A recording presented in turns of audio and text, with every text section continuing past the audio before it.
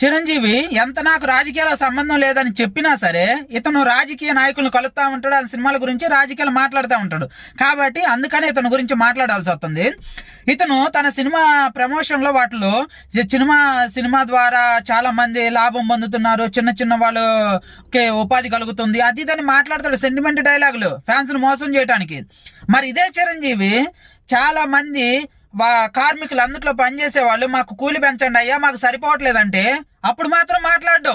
కానీ నిర్మాతగా నష్టం అవుతుందంటే మాత్రం పరిగెత్తుకొని ఎగేసుకొని మరి సీఎంలు కలుపుతాడు, నిర్మాతలతో మాట్లాడతాడు, అన్నీ చేస్తాడు. కానీ కూలి పెంచమంటే మాత్రం వాళ్ళ తరపున మాత్రం మాట్లాడు. ఎన్ని రోజులు మాకు కూలి పెంచండి అయ్యా సరిపోవట్లేదని వాళ్ళు ధర్నాలు చేశారు, అప్పుడు ఏమన్నా వచ్చి మాట్లాడు. నిర్మాతల విషయాలకు మాత్రం వస్తాడు. అసలుకి ఇతను హీరోనా నిర్మాతనా?